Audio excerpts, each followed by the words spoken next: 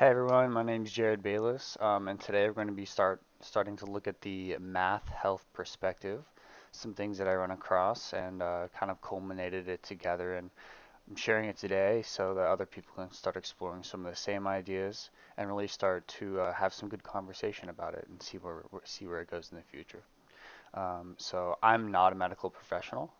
This is only an expression of my internal thoughts and partially a record of my own journey along this as well. And I really look forward to future things coming out, some content that ties into this as well and then branches off, similar to how some of these concepts are structured together. So use your own personal judgment and discernment for all this information. This is just for exploration um, and and fun purposes, conversation starters, things that we can start integrating uh, in multiple different aspects of life that could be very beneficial. So, and this information at the base level explores vortex mathematics and its relation to human health. Let's get into it.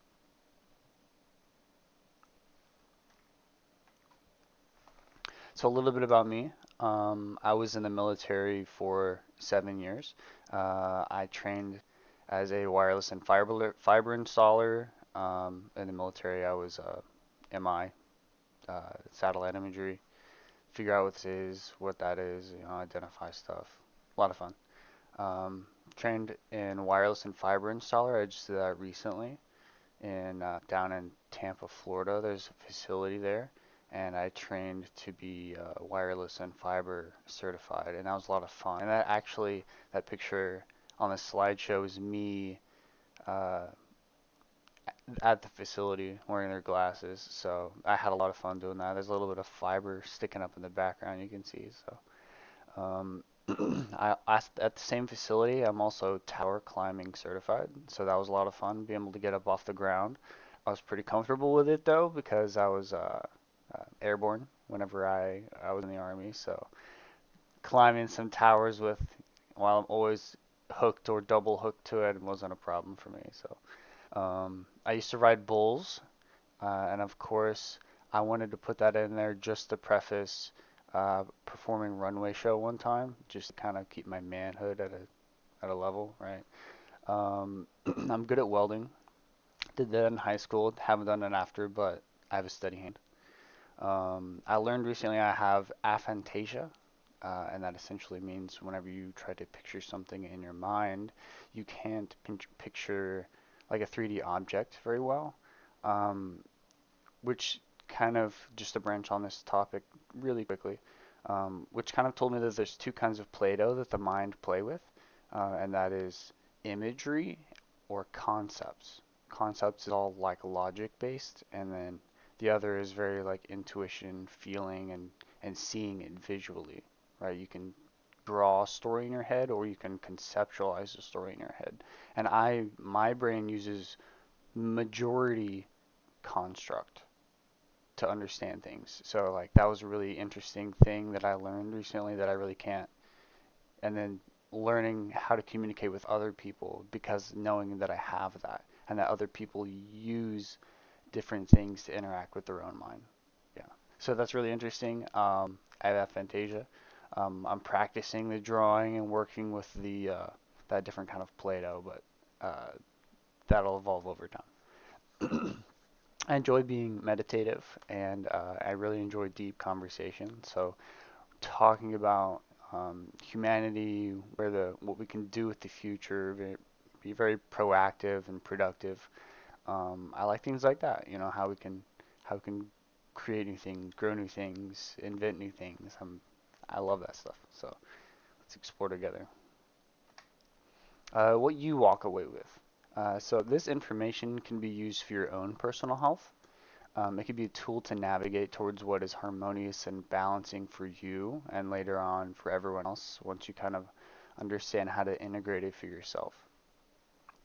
You'll have the ability to assist in sharing this perspective. And once you get a good foundation of what this is and how it interconnects, and I'll draw that out draw a very good picture for you so that you can take this and be like, hey, this is kind of the basic concepts of what, I've learned. I'd like to share this with you. So you can share this with others. And that in that way, you can be an advocate for Vortex Math being integrated into our learning system. So if this mathematics is added in our education system, a lot of understanding and a lot of concepts that are taught in the education system will be a lot more integrated and cross-referencing. Um, and the idea of induction. This is another important topic we're going to go over is induction into the human health practice. When you breathe, you create electromagnetic induction in your breath. In the school, they teach the carbon dioxide to oxygen exchange between in the blood with the lungs and the heart, and that's what keeps the system going. But there, I believe, is an additional concept of induction, and this process happens whenever you breathe. Um, so carry more holistic understanding of how things work. Like I said, the very interconnected mathematics here. And then we can create new technology in whatever field of expertise that you have, right? So if you're in agriculture, you can take this concept and expand on it and learn about it in your own way, and then develop agricultural products, how you can maximize the efficiency and maximize the gain for everybody in agriculture. And this can go in small group, medium group, large group, local food's always great. Um, So, and that's just for agriculture. So it's going to go in for communication systems or technology and computers, or you can really take this to another level and expand into different things, into health, of course, a lot there in the health field. So, um, the first thing we're going to be exploring is Nikola Tesla. So, some of you may be familiar with some of his work, maybe not. Uh, for those who of you those of you who have not heard about Nikola Tesla, he created the Tesla coil, which is like an electric device, generates a lot of electricity. Um, or he was an advocate for alternating current, things like that, and contributed to radio waves, robotics, X-rays, and free energy. And then this model is the Nikola Tesla 369 model, and this is really the the pinpoint of what we're going to be talking about today and how it kind of brings everything together. So um, we'll get into that in a moment. So this is the 369 model, and the question is, how does it make a vortex? So the easiest way to do that is to start from 1 and count clockwise. So you'd go from 1, 2, 3, 4, 5, 6, 7, 8, 9 at the top, and then you go to 10. Now, and then it would keep spiraling out. So you're making a clockwise spiral through um, you know, just reading the numbers in order of where they're supposed to go. Now, how do you know where each number is supposed to go? Well, if you look at 1, this is called summation math. So any remainder after dividing by 9 is what the digital root would be, right? So if you look at 2 on the far right, next to it is 11. 1 plus 1 is 2. Or 11 divided by 9, remainder 2. But you can also just add up the numbers because of the way it works. You can just add up the numbers in the number and it'll give you its digital root by continuing to do that. So let's do 83. 83 would be 8 plus 3 is 9, 10, 11. Well, that's higher than 9, so we do it again. 11 is just 1 plus 1, which is 2. And that's why 38 is in the category of 2, because it just takes an extra step, but you can do that step as many times as you need to. And this is called digital root. So now we know that, starting from 1, we go clockwise and we create a spiral. And we know that all these numbers belong into these categories based off of the digital root system. So a little bit complex, but it's math.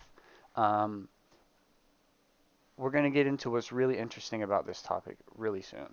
So the human geometry and the 369 model.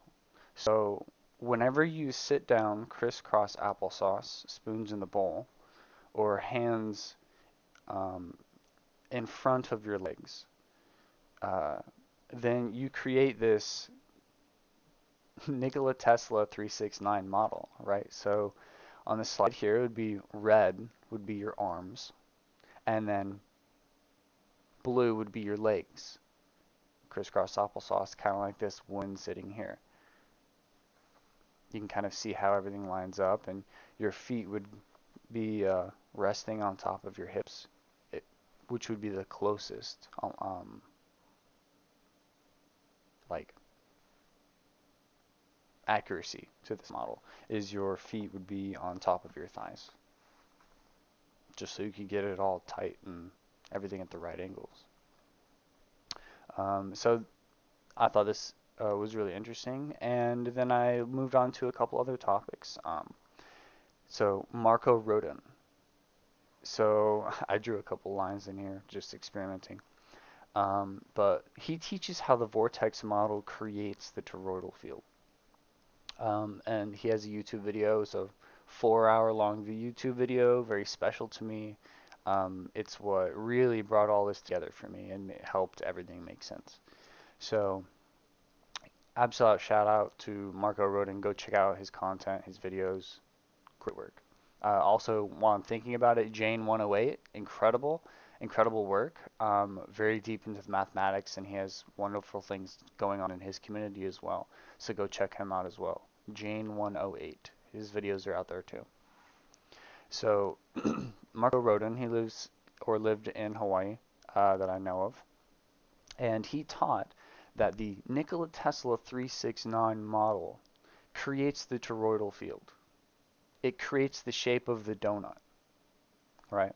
So whenever you look at a magnet with a north pole and a south pole, then out of the magnet on the top comes like these rings, and they meet down at the bottom, and or vice versa, right?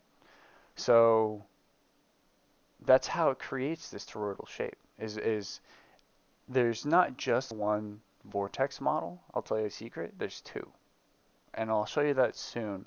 But two vortex models just like that are stacked on top of each other, and it makes two vortexes like going in each direction. So what's so important about this toroidal field or toroidal expression?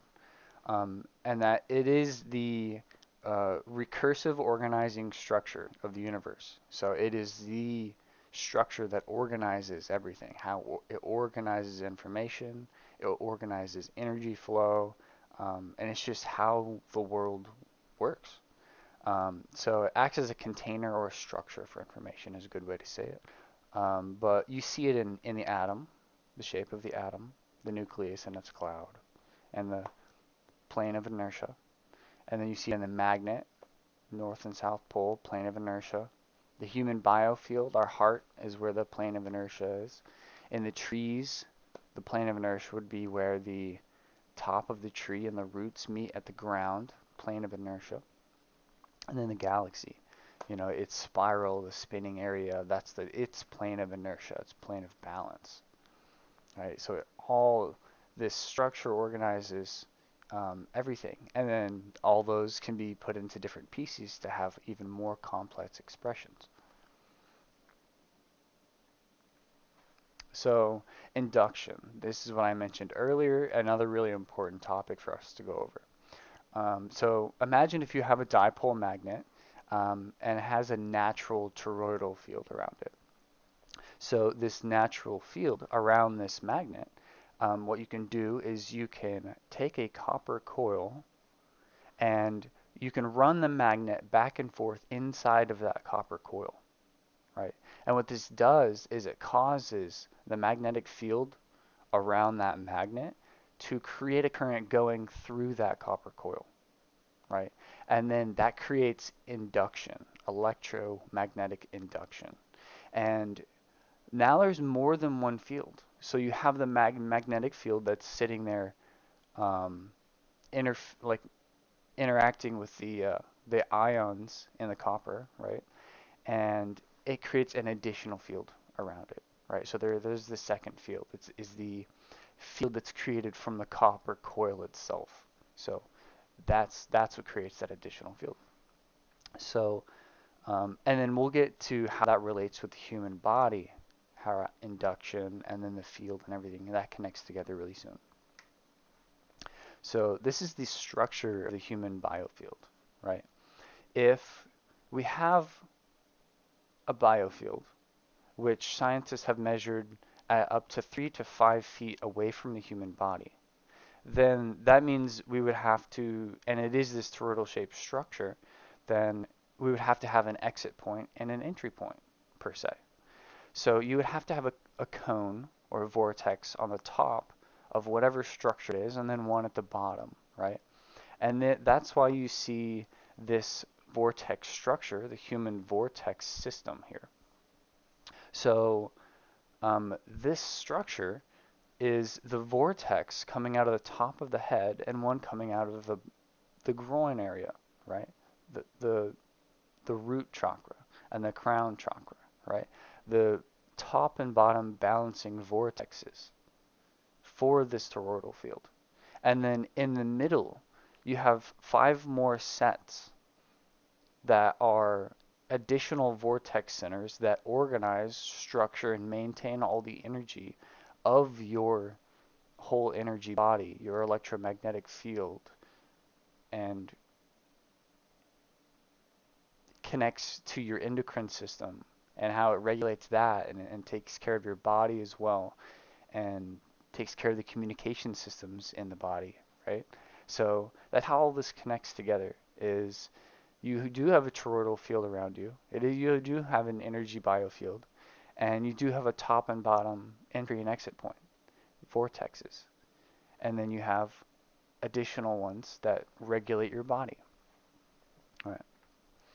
So induction and grounding, and this is why induction and grounding works, is because you are an electromagnetic salt battery that uses induction to charge its body, all the electrical components of the human body, all at the same time.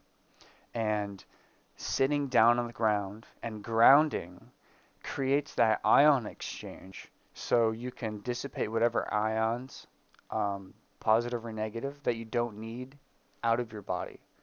It's the it's why we ground all these electronics is you can make sure the energy flow is all appropriate in telecommunication systems and electrical systems. You have to ground. And your body has the same mechanics as well. It's because it's an electrical body. So this is why grounding is also really important as well. Um, so whenever you ground, it encourages flow, and it balances. But whenever you eat, it's like putting stuff in the battery that the battery has to process, so it diverts that energy to digestion. And that is kind of another concept that anytime you're not digesting, you can divert that energy to healing or recovering. And food has its own mechanic as well of providing nutrients to the body and helping upkeep the body and making sure that you have a balance between those two as well.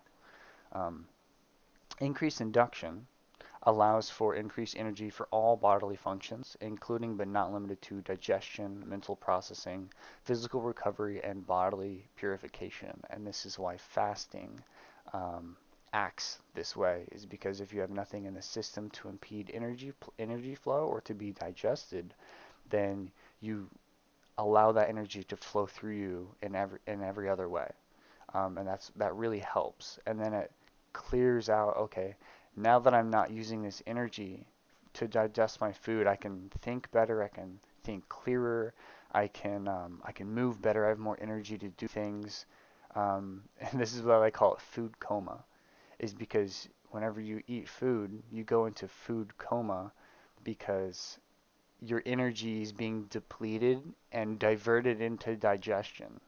So that's like the mechanic that you can balance so that you can manage your energy in a certain way, eat certain foods and take care of yourself, right? So we went over that. Medical symbology. So although the rod of Asclepius is the current EMS symbol on the right, the Caduceus staff represents the ancient metaphysical structure of the Ida Pingala Sushumna structure more accurately, considering the potentiality of its origin being related to the most fundamental function of health of the human body. So it's saying that the Ida Pingala Sushumna and the Caduceus staff is trying to represent the same thing, and that it's probably more accurate representation of health because of the fundamental nature that it is. If the Ida Pingala Sushumna is a fundamental channel within the toroidal energy structure, so that exact circuit of Ida Pingala Sushumna is in every single toroidal structure, then that would be a more accurate representation to put on the caduceus staff or use the caduceus staff as a representation symbol, because the rod of Asclepius does not have two snakes or two coils in order to indicate a complete uh, unit uh, of this kind of knowledge or metaphysical structure. So I thought that was it's really good for familiarity as well about how that Ida Pingala Sushumna, the Sushumna is the central channel. The Ida is that orange coil, right? That would be like the male force or electricity. And the Pingala or the sun. And then the Pingala would be the female force, the magnetic force, and the moon. Um, a parallel that I have seen, and I don't know if this is true or not, but in the aspects of Shiva, Shiva is absolute stillness. He's also male. He's also female. He's stillness polarized into intelligence, polarized into absolute stillness, and then polarized stillness into action. I've seen it described that way. I don't know if there's a connection to the recursive energy and connection to Shiva in that way, but I thought that was really, really interesting. So the Ida Pingala Sushumna, we just went over that. Oscillating current is induced through breathing, causing a charge to travel up and down the structure like the magnet we had mentioned earlier, right? So whenever you're breathing, you're causing the current to flow through you at the rate of your breathing. And that's why your breath can control the heart. So if you slow your breathing, you slow your heart because you're slowing the induction that creates the energy for the heart. The heart does also provide those other functions of exchanging carbon dioxide and oxygen. But if you ask yourself, where does the heart get its energy from? Well, I mean, maybe it gets it from induction as well. So it's another thing to consider. So the vibrational connection, I really like this. Each of the 7 major chakras has its own vibrational frequency. So associated with it, known as the solfeggio frequencies. So 369 is one of the solfeggio frequencies, and 417 and 528, right? These are what's known as the healing frequencies. So, but these vibrations, I have the solfeggio frequency there. These vibrations are identified in the Tesla 369 model as equilateral triangles, just as the solfeggio frequencies are drawn in that way to display the same thing. So it's based on the model of 9, and then you can see the 396 at the bottom here. I have one of my arrows moved. It goes from 3 to 6 to 9, and then above that goes from 4 to 1 to 7. And you can see all of these numbers, solfeggio frequencies, are all equilateral triangles that also fit into the 369 model as well, if they're not the same thing. So I really like this because it's, again, taking geometry and numbers and kind of bringing everything together in a more holistic way. And then the periodic table. So in school, we're shown the periodic table of elements in rectangle form. But I came across this spiral version of the periodic table of elements, and I thought that was really interesting, and I wanted to bring this to the forefront here, that if this could be used as a more conceptually accurate representation of the periodic table of elements, then this is something that I want to advocate for. And I think that it can be, and it makes sense to me, especially under the understanding that nature likes vortexes, nature likes spirals and curves. So when I came across this model, I thought that was really important for me to put in here so that we all can have an understanding of how our education system and things can kind of evolve over time based around these topics. Vibrational message. So I thought this was really interesting. So I said, what is in Hebrew, the number that 396 equals? And it gave me two outputs, heavens and his knowledge. And then I did that for each of the frequencies, the solfeggio frequencies slash 369 frequencies, as they go from bottom to top, root chakra to crown, from lowest number to highest number. And then I created coherent sentences out of that. So I went his knowledge and then up one returns and then up one blessings. So his knowledge returns with blessings and joyful solutions. The Torah of truth brings kindness and mercy through the Holy Spirit. So that's one. And then the other interpretation that I got out of it was the heavens are within his breastplate, joy and healing to the master of repentance from the high priest. So I thought both of these, I happened to do this and it came out into some pretty coherent sentences, and I wanted to share that as a little treat halfway through this. So um, yeah.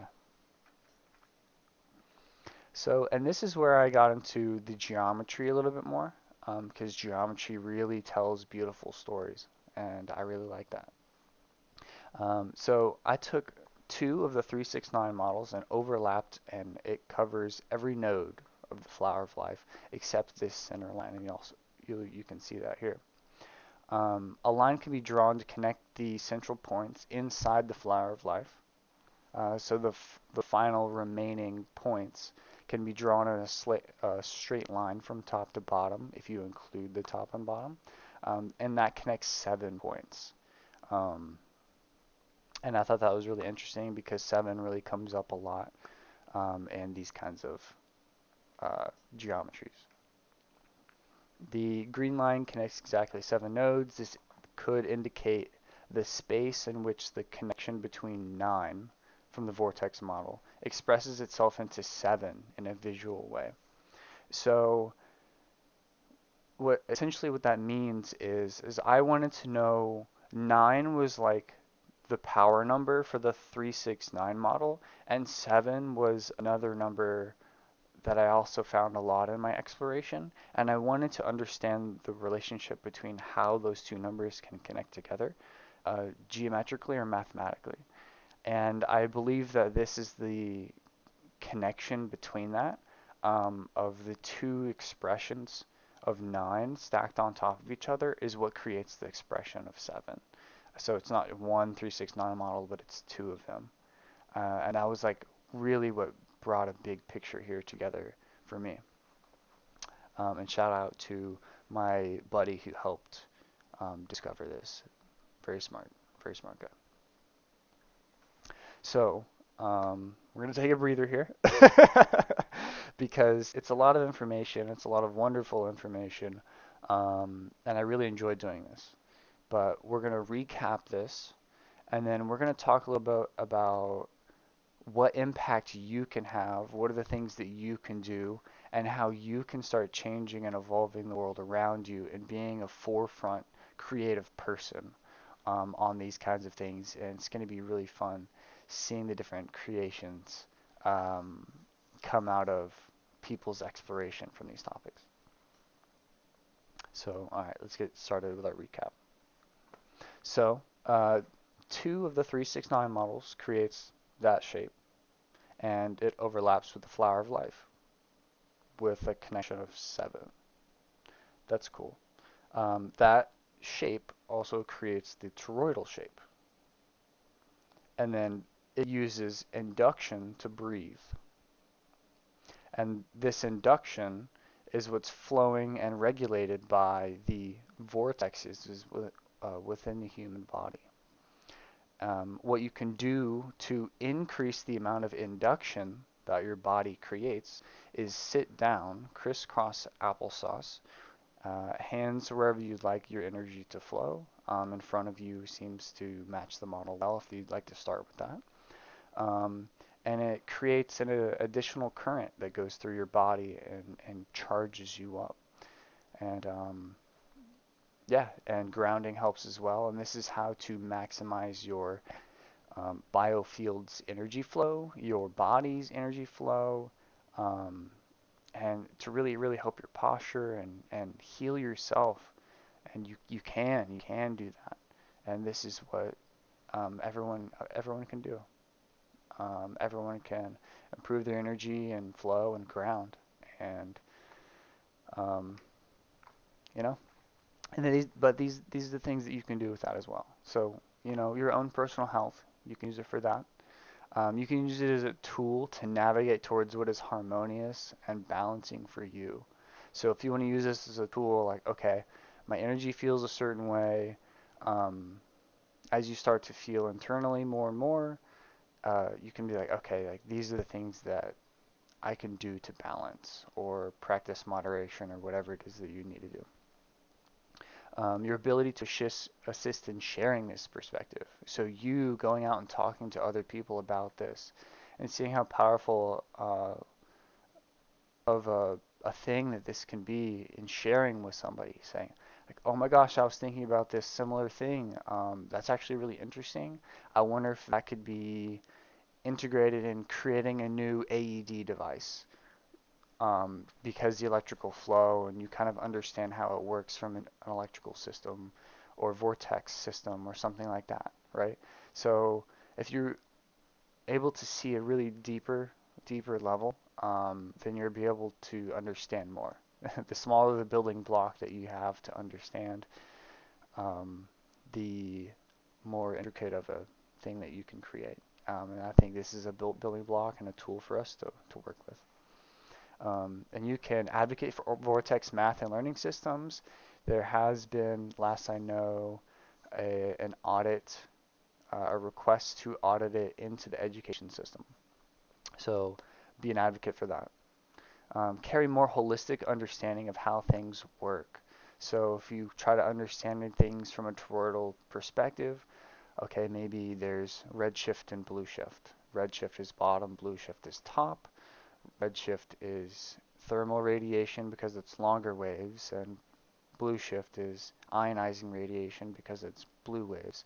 And understand that, you know, maybe the human body could have a transducer in the brain, and communication systems have transducers and headphones and things like that. And then understanding the different components of the body from that perspective as well. And that's why I'm really thankful I was able to go to um, that tower fiber and wireless class, is because it gave me more things to think on and ask questions like, is fiber equivalent to like neural pathways, and the transducer idea, and um, if you need to have salt and water in order for it to have uh, a medium for electricity to travel through, then salt for your body is important, and salt for like devices is important, um, for things like that. But yeah, um, put this into your own technology, into your own field of expertise, and design your own things. Because there's so much to explore here, so many different things that we can try to do with this. Um, and I look forward to hearing all the ideas come from this.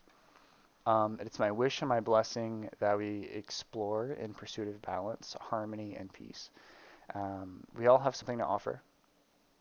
With eternal thankfulness and grace, peace be with you.